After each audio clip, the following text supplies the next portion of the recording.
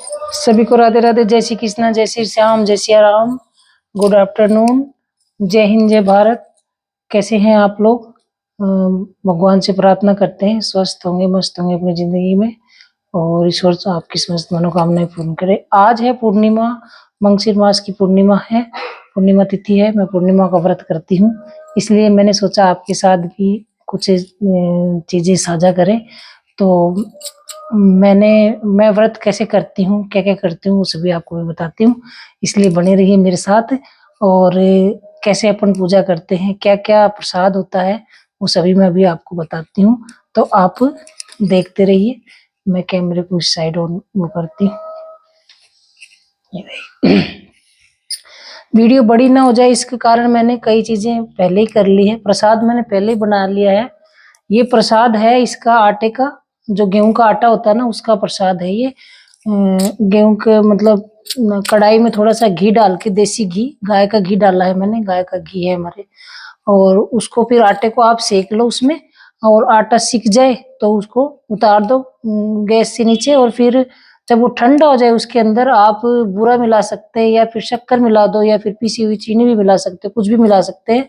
गुड़ मिलाते हैं कई लोग, तो गुड़ से ही भगवान बहुत प्रसन्न होते हैं। और ये दूसरा है, ये दही का, ये पंचामृत का प्रसाद है। ये पंचामृत है। तो इसमें है ना, दही है, दूध है गाय का, और वो है शहद है, साबुत धनिया है, तुलसी जी के पत्र हैं, और चीनी है। ये 5-7 सामग्री मिलके ये बना है पंचामृत। तो ये पंचामृत भी बहुत जरूरी होता है। ये आप जानते हो फल है, केले के फल से भगवान बहुत प्रसन्न होते हैं। और ये अमरूद हैं, अमरूद अपने घर में ही लगे हुए हैं, तो मैंने ये भी रख दिए भगवान को भोग के लिए। और ये तुलसा जी के पत्थर है, तुलसा जी के पत्थर बिना भगवान कभी प्रसन्न नहीं होते। और गुड़ जरूर रखना चाहिए, क्योंकि भगवान गुड़ के पीछे भगवान बहुत अच्छा लगता है भगवान को गुड़।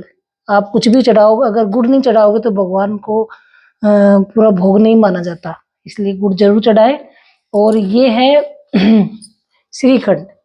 हमारे लड्डू गोपाल जी बैठे दिख रहे हैं ना आपको, इनको श्रीखंड बहुत पसंद है, इसलिए इनके लिए विशेष तौर पर श्रीखंड मंगाया जाता है। तो इसलिए ये है श्रीखंड। और ये है जल, इसमें मैंने गंगा जल डाल रखा है, और गंगा जल जरूर डालें आप, ताकि भाई कोई ऐसी वैसी कुछ अशुद्धि है तो वो पूर्ण पूजा हो जाती है। और ये है चंदन, पीला चंदन है, तो मैं भगवान के हमेशा पीला चंदन का ही तिलक लगाती हूँ, और सभी के तिलक लगा देती हूँ, लक्ष्मी नारायण जी के। और ये है मोली, मोली मैंने सभी के चढ़ा दी है। क्या नाम, गणेश जी के चढ़ा दी है, लक्ष्मी नारायण जी के चढ़ा दी है, लड्डू गोपाल के चढ़ा दी है। मोली जो बहुत शुभ होती है, जरूर चढ़ानी चाहिए। और चलो अब अपन पूजा स्टार्ट करते हैं। दिया जलाते हैं, देसी घी का दिया जल रहा है, आपको दिख रहा होगा। और ये धूप है। और चलो अभी सभी अपन पूजा स्टार्ट करते हैं, और आप मेरे साथ बने रहिए। वीडियो बड़ा हो जाता है, इसलिए मैंने प्रसाद है ना जो पहले ही बना लिया था, पर आपको बता दिया मैंने कैसे बनता है। मैं ऐसे ही करती हूँ, आप आपकी इच्छा जैसे करें, लेकिन मैं ऐसे ही करती हूँ, इसलिए आप मेरे साथ बने रहें। और अब अपन शुरू करते हैं सत्यनारायण भगवान की कथा, तो बने रहिए मेरे साथ। बोलो सत्यनारायण भगवान की जय।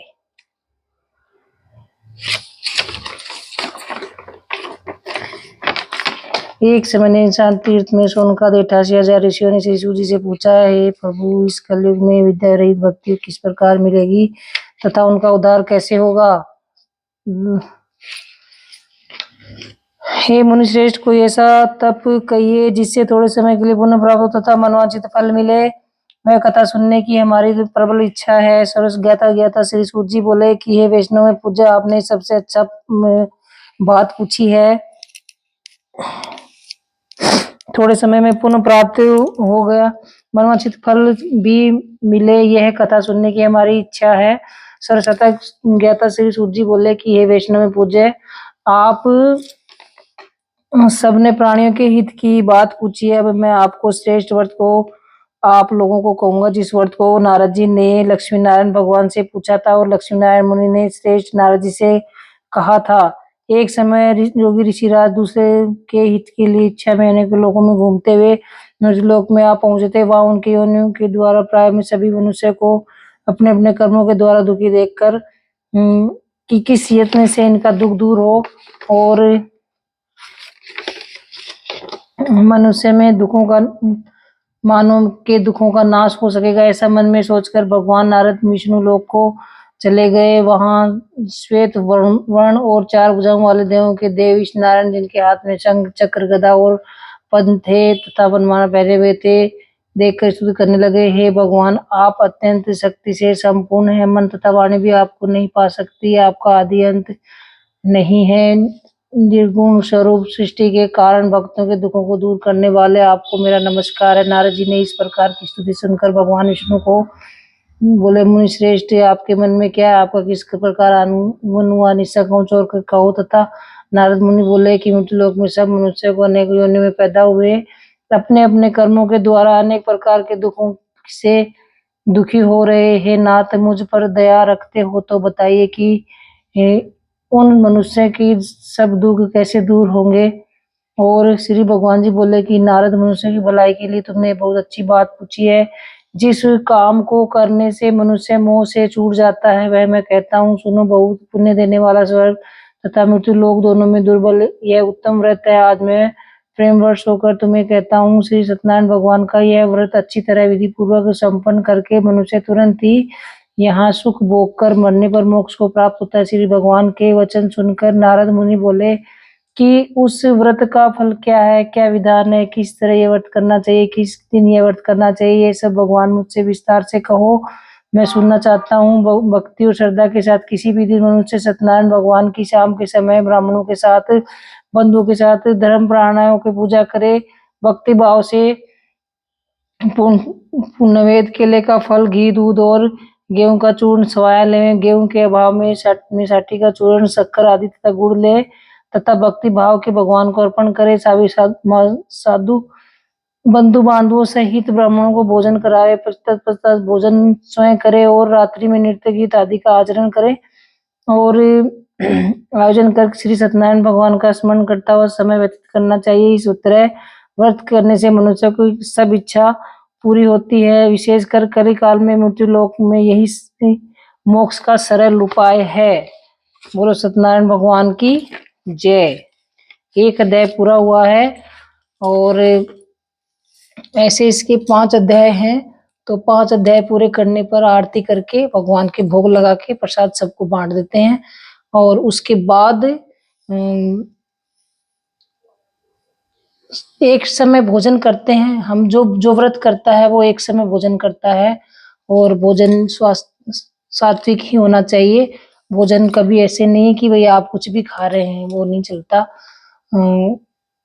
अब देख लो, मैंने जो ये पाठ एक किया है, इसमें जो सामग्री मैंने अभी इधर प्रसाद की रख रखी है, सभी सामग्री बताई है। गेहूं का चूर्ण, घी, दूध गाय का और ये क्या नाम है, गुड़, सभी सामग्री मतलब उन्होंने बताई। केले, तो वो यही लेती हूँ मैं ज्यादा। वैसे तो करने वाले लोग तो पता नहीं क्या क्या करते हैं, लेकिन जो श्रद्धा है अपनी वही करें। आप ज्यादा प्रपंचों में ना पड़े।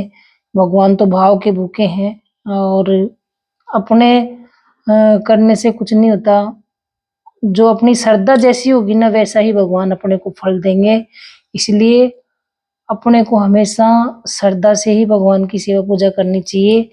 और आप भी जरूर सत्यनारायण भगवान का व्रत करें। ये लक्ष्मी के कारक भी हैं, मुक्ति के कारक भी हैं। अगर हमने कोई पाप हो ही जाते हैं, जाने अनजाने में, गृहस्थ जीवन है तो माफ कर देते हैं और हमारी गृहस्थी अच्छी चलती है। तो सभी को ये व्रत जरूर करना चाहिए। और इसमें ये भी नहीं है कि महिलाएं कर सकती हैं, पुरुष भी इस व्रत को कर सकते हैं, बच्चे सभी कर सकते हैं। मोक्ष देने वाला व्रत है, सुख शांति धन वृद्धि वाला व्रत है। आप जरूर इस व्रत को करें और अपने घर में सुख शांति धन की वर्षा करें, धन में वो बढ़ाएं। और अगर कोई त्रुटि हो गई है तो मैं उसके लिए क्षमा चाहती हूँ, क्योंकि इतनी ज्ञान मुझे भी नहीं है। आपको ये मेरा ब्लॉग कैसा लगा ये आप जरूर बताएं कमेंट करके, क्योंकि कोई गलतियां हो जाती है, पर मेरे को जो सिंपल पूजा आती है मैं वही करती हूँ, और मेरे तो भगवान मेरी सिंपल पूजा में ही मेरी मदद भी करते हैं और मेरी रक्षा भी करते हैं, सभी तरह से खुश रहते हैं। तो आप भी करिए श्रद्धा से, और अम, सभी को राधे राधे, जय श्री कृष्णा, जय हिंद, जय भारत, जय माता जी की सा, खम्मा गणिसा। आप लाइक करें, शेयर करें, कमेंट करें, सब्सक्राइब करें, और कमेंट में जरूर लिखें कि आपको ये मेरा ब्लॉग कैसा लगा, और सहयोग बना के रखें। आगे और भी वीडियो मैं आपको डालती रहूंगी। सभी भगवान जो भी हैं, हनुमान जी हैं, माता जी हैं, गणेश जी हैं, शिव जी हैं, सभी की पूजा मैं करती हूँ, और सभी का ब्लॉग मैं डालूंगी धीरे धीरे, जैसे जैसे जो व्रत आते हैं वैसे वैसे डालती हूँ मैं। ऐसे नहीं कि भाई एक बार ही करके सब डाल देती हूँ, ऐसा नहीं है। आज पूर्णिमा आई है तो पूर्णिमा का आपको विधि विधान मैंने बताया है, विधि विधान से करे। और कुछ त्रुटि रह भी जाती है तो भगवान से क्षमा मांग ले, भगवान माफ करने वाले होते हैं, अपने को माफ कर देते हैं भगवान। इसलिए मन में वहम न पालें कि हमने ऐसा हो गया, तो ऐसा कुछ नहीं, भगवान सब रक्षा करते हैं। और बने रहें ब्लॉग में। आपको ये मेरा ब्लॉग कैसा लगा जरूर कमेंट में बताएं। सभी को राधे राधे, जय श्री कृष्णा, बोलो सत्यनारायण भगवान की जय।